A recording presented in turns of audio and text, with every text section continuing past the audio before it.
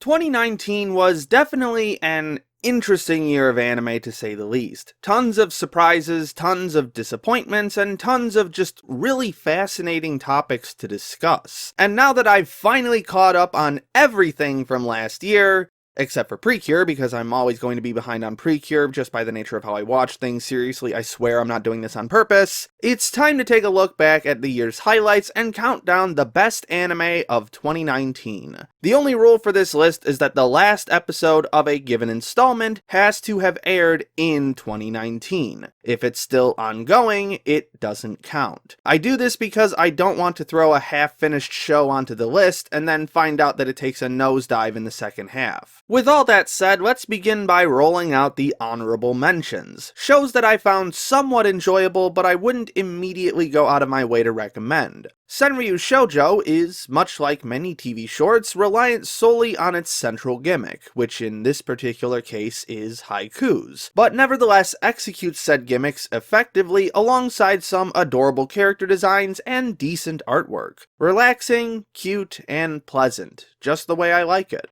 Kemari Kusa was a delight to see succeed in the wake of Tatsuki's unceremonious ousting from Kemono Friends, and in my opinion, Kemari Kusa is the better of the two. It's a deeply atmospheric series that puts a foreboding sense of dread at the front of my mind even as the story engages in lighthearted fun, and the strong shot composition and lighting choices more than make up for the animation faults. The series is an extremely slow burn, though this is entirely purposeful, so it can feel like a bit of a slog at times, but there's more than enough good to still recommend it. Are You Lost was one of many cute girls do hobbies anime to air last year. The survival tidbits were intriguing, the humor was decently strong, and the blown out lighting made up for some less than stellar character designs. As I pointed out in my seasonal blitzkrieg, Nobuyoshi Nagayama is quickly becoming someone I'll be looking out for in the future as someone with a distinctive and appealing style, which isn't that surprising since its lineage can be traced back to Akiyuki Shinbo, and Are You Lost is a solid display of Nagayama's style. The Promised Neverland was one of many Shonen Jump anime to air last year, and had it stayed true to its Jump roots, something that I truly admire about the manga, it would have been much higher on this list. However, between its failure to do so and some bizarre directorial decisions from Mamoru Kanbei, be it over-emphatic cinematography or the weird anime original stuff from Sister Crone, my enjoyment was severely stifled. Still, on the whole, it is a fairly strong thriller series with solid mystery elements, tension built through a consistently intense tone, and strong emphasis on character animation. A decent watch overall, but ultimately one that falls short of being truly great. That takes care of the honorable mentions, so let's get into the list proper.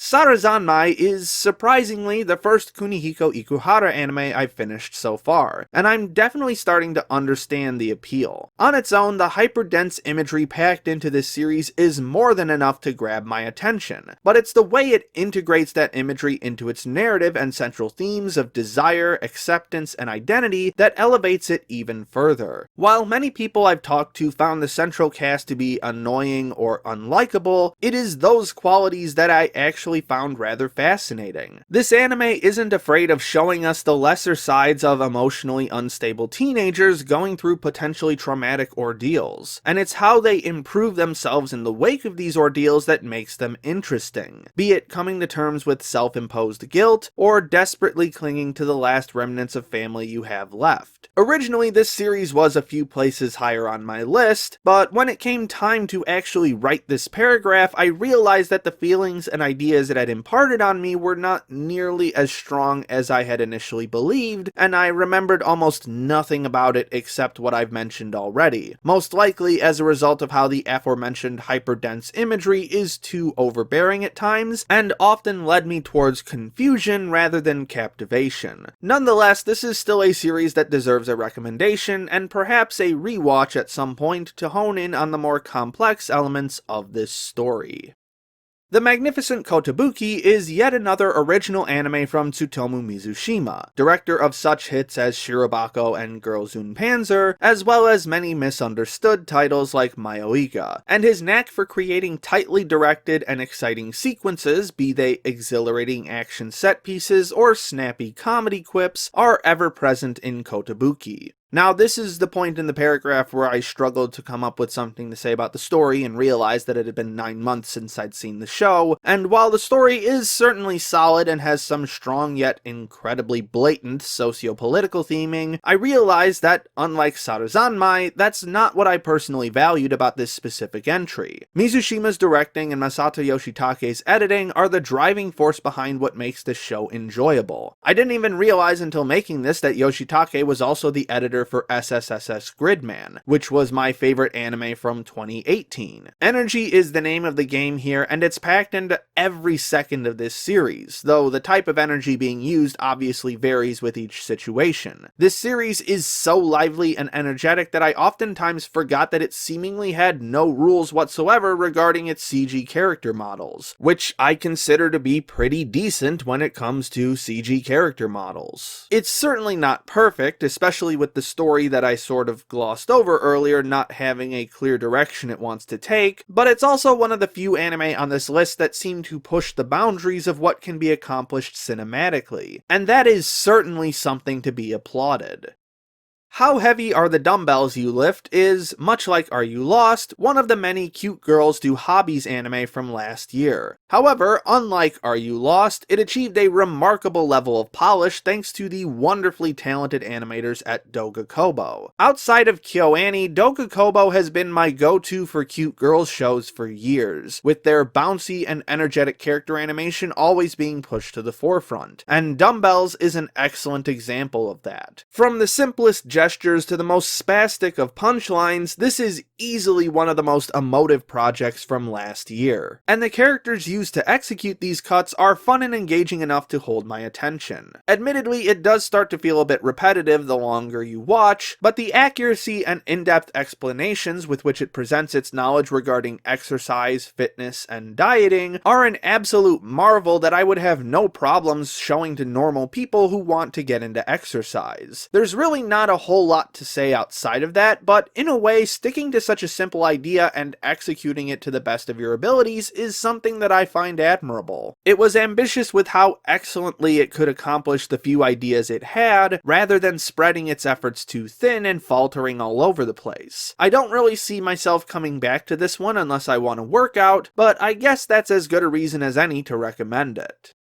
Stars Align is certainly one of the more interesting projects from a metatextual perspective, though we'll get into that a bit later, but even aside from that, it's just nice to see a really solid sports drama. While it is a bit light on the sport itself, the family-centric narrative and character building was extremely polished and extensive, with each character having a unique and believable family situation that weighed heavily on them, forcing them to come to terms with and overcome the unfortunate circumstances they were put in, be it abusive father figures, overbearing drive to achieve, or not being able to reveal your true self for fear of rejection. Of course, the sport itself was still very solid on the animation front, crafting a tennis court from dozens and dozens of unique perspectives, and throwing in some beautiful character animation to go along with it. Everything seemed to be going just fine up until the last 2 episodes, which seemed to hit the fast forward button out of nowhere only to leave us on a cliffhanger of unforeseen precariousness. Then we learned the truth from Kazuki himself that the series had been in production for years under the assumption that it would be 24 episodes, only to have its runtime cut in half 6 months before the air date. So, rather than rewrite the entire series from scratch, Kazuki chose to finish what he had and do his best to get a sequel greenlit in the future, which I would absolutely love to see.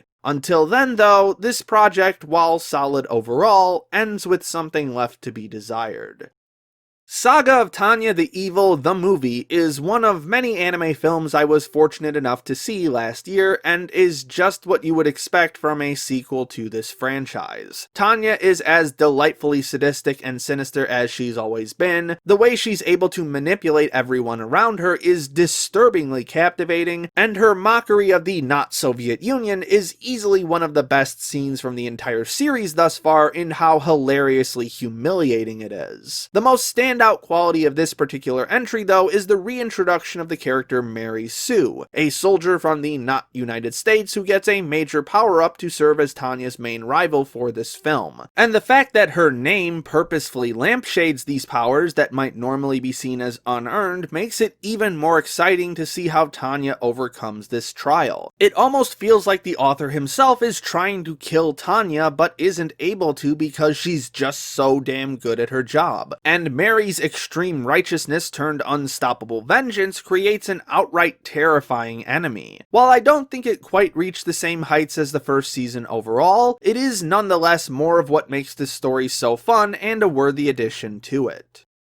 The Demon Girl Next Door was easily one of my favorite feel-good shows of the year, and served as a mood booster for me on several occasions throughout the latter half of 2019. One of my favorite aspects of anime as a medium is its ability to capture a certain tone or atmosphere like comfort or relaxation, and consistently convey that atmosphere throughout its run. And the warmth and comfort conveyed through Demon Girl hit me harder and deeper than almost any other show in the hyper-niche subgenre of Kirarake that I've seen thus far. Shamiko's utter helplessness and the rest of the cast's desire to help her not be a complete failure gave me some very strong Comic Girls vibes, and the eventual reveal of the inner weakness within Momo's character made the dynamic between her and Shamiko one of my favorites from the entire year. While JC Staff's animation work wasn't the strongest it could have been, it was enough to convey the emotions that sit at the heart of this story. I know we've clowned on this studio all year because of stuff like Food Wars and One Punch Man, but considering that they have more entries on this list than any other studio, it's hard for me to be mad at them because they're still managing to pull some genuine diamonds from the rough and give them just enough polish to let them shine.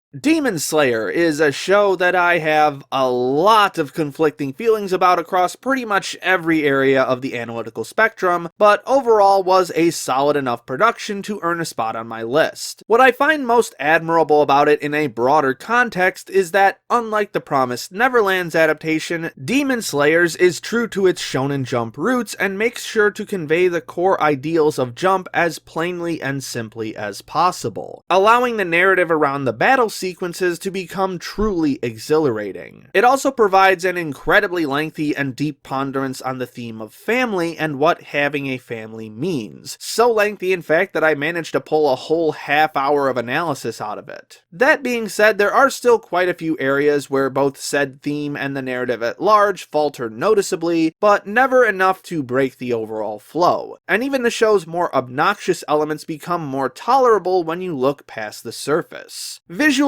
I would honestly say there are just as many faults as there are strengths. The effects work and fight choreography are top-notch, but the use of CG backgrounds and characters often results in a jarring and disruptive experience. This element is what keeps it from being anywhere close to the top of my list, because I could probably go on and on about my gripes with Ufotable and their mishandling of mixed media integration for a whole other video, and I will. But suffice to say that this series just does not have a cohesive look to it at all. Again though, there are also some incredible high points, and episode 19 is easily in my top 3 episodes from the entire year. So despite all my issues, I do think Demon Slayer is well worth the watch.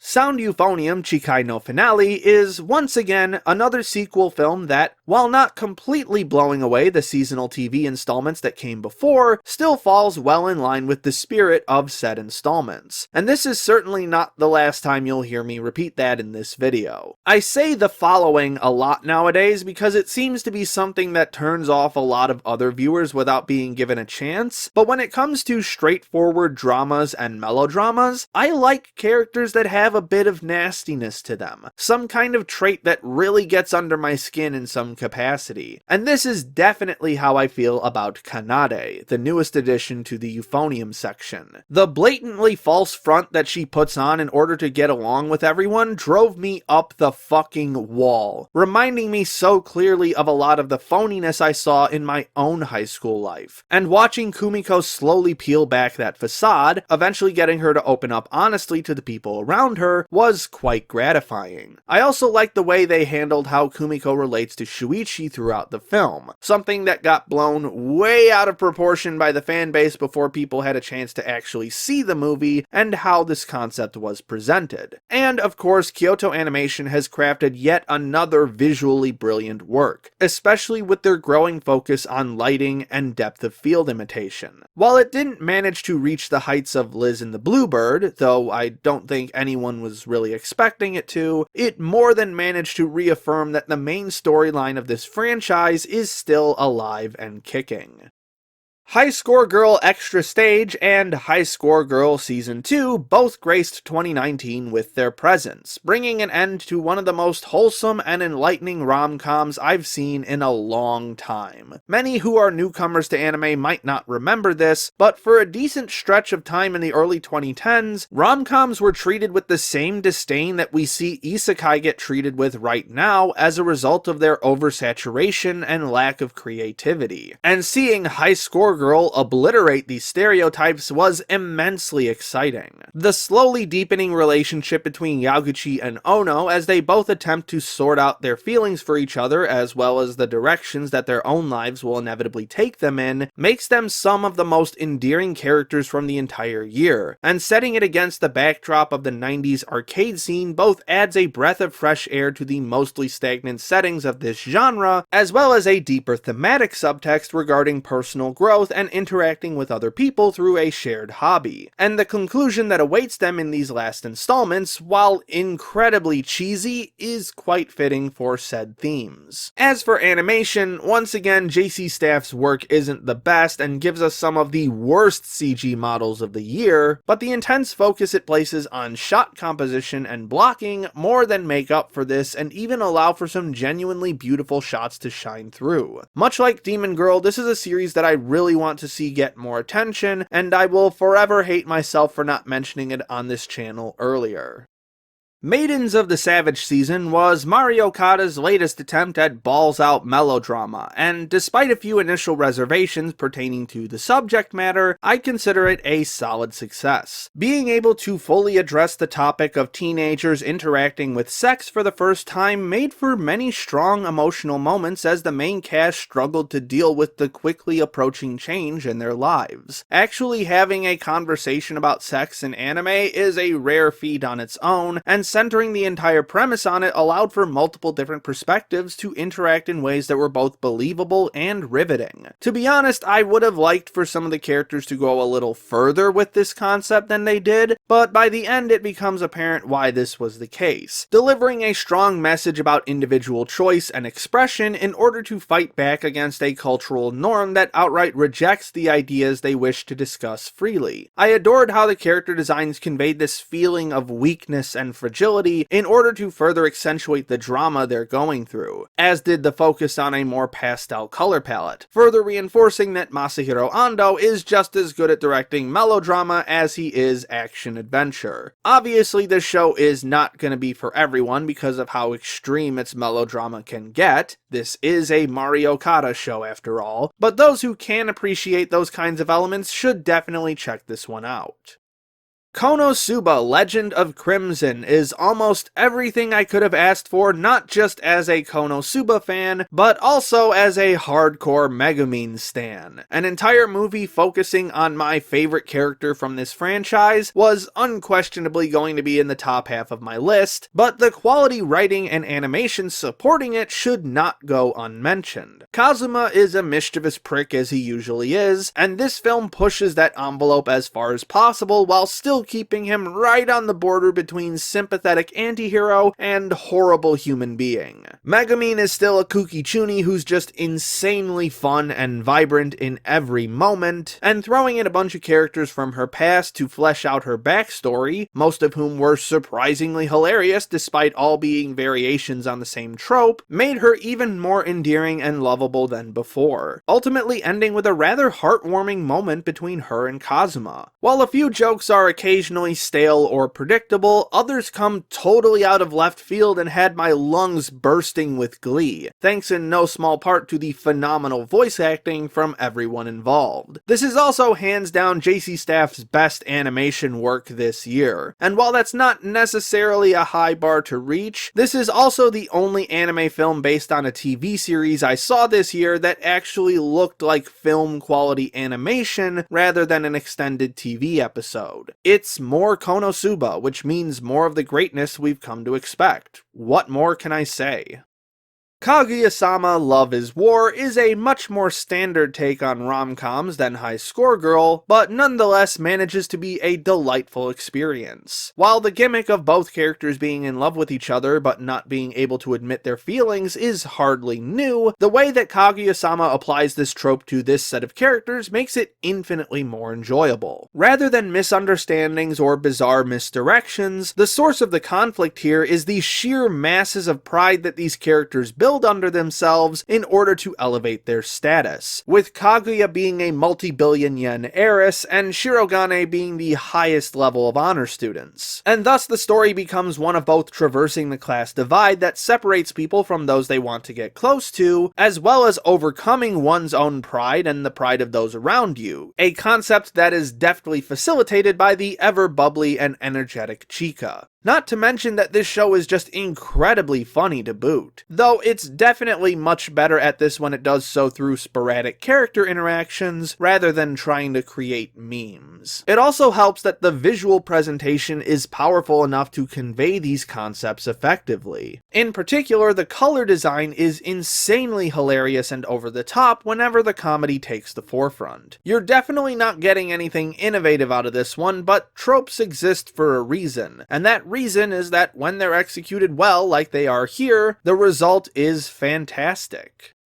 Promare is basically the stereotypical Studio Trigger IP in every manner possible, and it is all the more incredible because of that. When I think of anime that place the bulk of their efforts on building hype, this is definitely one of the first that comes to mind. Once this movie gets going, it simply does not stop. A runaway train with no brakes, and practically every minute is jam-packed with hype as fuck moments that get your blood pumping. That being said, I suppose this is also a too much of a good thing scenario to some degree, and I wish there were a few moments where the story would just be allowed to breathe, especially in the second half. It's also a thematic smorgasbord of ideas both very familiar to Trigger and also a bit outside their comfort zone, from fascism to global warming, each getting just enough focus to feel meaningful for the context in which they're presented. However, it's the animation and cinematography that truly take center stage for this production. Vibrant, explosive colors, instantly memorable character designs, and kinetic, high-octane camera work turn this into one of the sweetest pieces of eye candy I've ever seen. With this being Trigger's first mainly CG project, I can comfortably say that CG in anime might actually be in a good place for once if this is the direction it'll be going in. And of course I need to give credit to Studio Sans again as well, since their handprints are all over this one. Coupled with yet another bombastic Hiroyuki Sawano score, this movie is pure adrenaline from start to finish. You like hype, I like hype, watch Promare, it's fucking hype.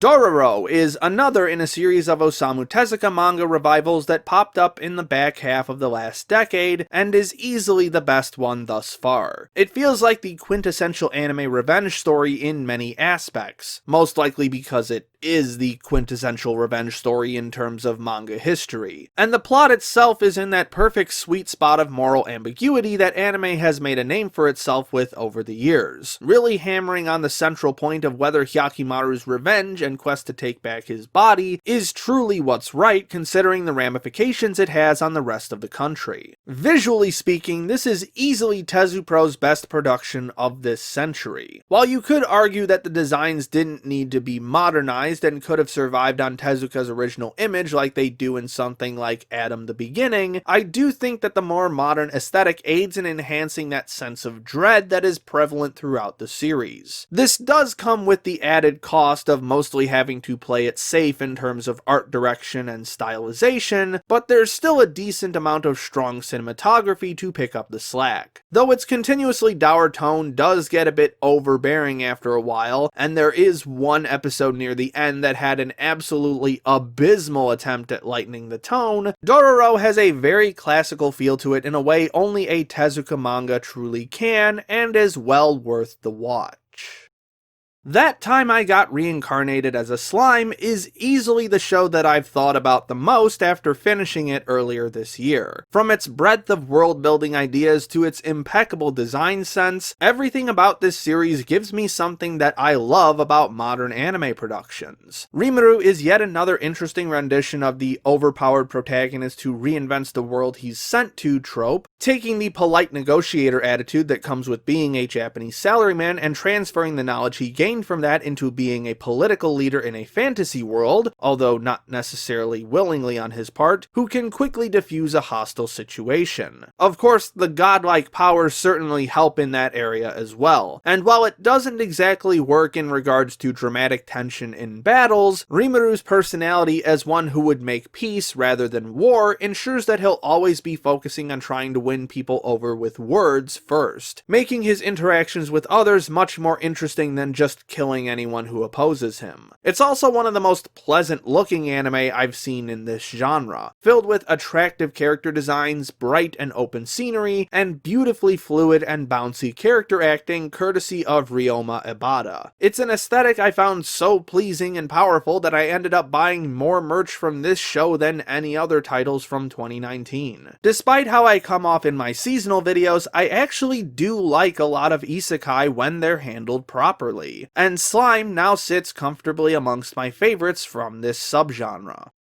Beastars is yet another full CG series from Studio Orange that not only looks better than every other full CG series coming out, but even better than most anime coming out in general. I don't know what kind of voodoo magic they work over there to get this stuff to look this good, but goddamn I wish other CG shows were at least half as strong as this one. CG quality aside, the sheer artistic talent and ambition on display had me floored in almost every single episode. Expertly shot camera work, fantastic use of color and lighting, and stylistic use of media shifts make this a visual treat. The narrative also has just as much substance to offer, branching off into several different themes and concepts that manage to stay unified to present a holistic idea about the nature of sentient society. Institutional racism, sexual freedom, violent desire, all of these and more are thrown together into a riveting murder mystery that, while currently incomplete, is exceedingly captivating. It even manages to build these elements on top of the core tenets of shonen writing regarding idealization, and with a cast as deeply characterized as this, from Legoshi's reluctance towards his own strength, to Louise's insatiable desire to unify others through himself no matter the cost, to Haru's fractured self-worth, it executes these elements almost flawlessly. It's also just flat out fucking dark in a lot of unexpected areas that move it from dancing around certain social issues to straight up calling everyone out on participating in the many farces we've come to accept in society. This series is so much more than a Zootopia clone or furry pandering, and I highly encourage you to check it out for yourself.